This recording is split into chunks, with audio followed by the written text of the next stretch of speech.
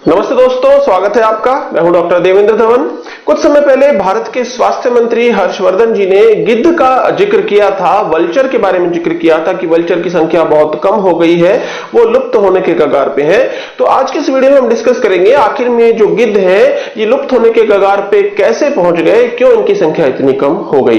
दरअसल भारत में जो गिद्ध है, वल्चर जो है, इनकी 9 प्रमुख जातियां पाई जाती हैं और विशेषज्ञों ने यह पाया कि वर्ष 1990 के बाद का जो दशक है उसमें इन गिद्धों की संख्या में 90% से अधिक गिरावट आ गई।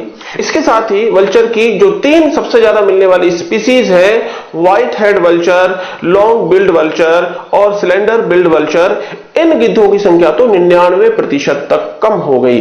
जबकि ये जो वल्चर है 1990 के पहले के दौर में भारत में लाखों की संख्या में ये गिद्ध मिलते थे और जो है इनको सभी जगह पर देखा जा सकता था, चाहे शहरी क्षेत्र हो या ग्रामीण क्षेत्र हो, कहीं पर भी कोई यदि पशु मरता था तो ये वल्चर या गिद्ध वहां पर आ जाते थे बड़ी संख्या में और कुछ ही समय में उस पशु को जो है, वो मरा हुआ जो पशु है उसको खाकर समाप्त करते थे।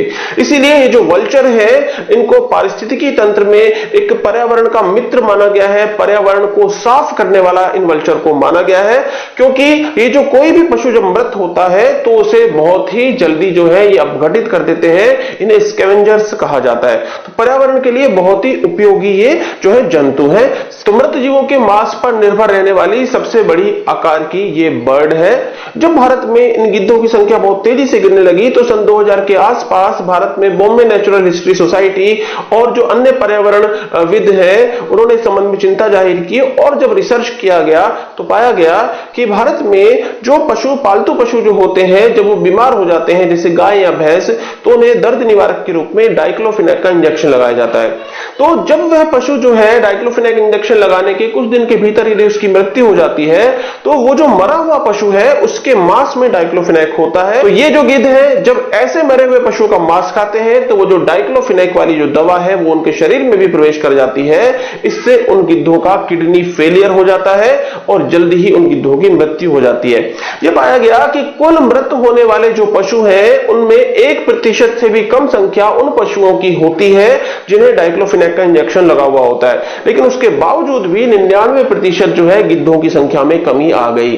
डाइक्लोफिनेक के संबंध में जो वैज्ञानिक शोध की जो जानकारी है ये 2004 में सामने आई थी और इसके बाद 2006 में भारत सरकार ने गिद्धों के कंजर्वेशन के लिए अपना एक्शन प्लान बनाया और उसके बाद डाइक्लोफिनेक का पशुओं पर प्रयोग करने पर प्रतिबंध लगा दिया गया। किसी भी तरीके से डाइक्लोफिनेक जो दवा है इंजेक्शन के रूप में किसी भी प्रकार से पशुओं पर यूज नहीं की जाएगी और उसका पहले का जो भी स्टॉक है, जो भी जो है किसानों के पास है, उस सबको मेलोक्सिकैम नाम की एक दवा से जो है बदल दिया गया। इसके बाद जो है एसिक्लोफिनेक और कुछ अन्य दवाओं को भी पशुओं में उपयोग करने से जो है रोकने की सिफारिश भी की गई।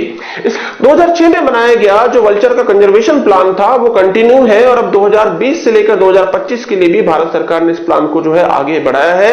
वल्चर कंजर्वेशन के लिए जो है भारत सरकार धन मुहैया कराती है। इसके साथ इस क्षेत्र में रिसर्च होता है कि कोई दवाई ऐसी नहीं हो कि जो गिद्धों को नुकसान पहुंचाने वाली हो।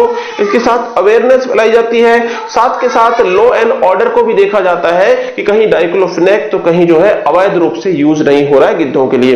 तो गिद्धों को बचाने का प्रयास भारत सरकार लगातार कर रही है। सेंट्रल जू अथॉरिटी और बॉम्बे नेचुरल हिस्ट्री सोसाइटी इस क्षेत्र में बहुत अधिक काम कर रहे हैं। हरियाणा के पिंजौर में जटायु गिद्ध संरक्षण संस्थान है जो कि विश्व का सबसे बड़ा जो है वल्चर ब्रीडिंग सेंटर है। तो गिद्धों की संख्या को बढ़ाने के प्रयास किए जा रहे हैं। तो ये जानकारी आपको कैसी लगी कमेंट करके जरूर बताएं। तो मिलते हैं नेक्स्ट वीडियो में किसी और इंपॉर्टेंट इंफॉर्मेशन के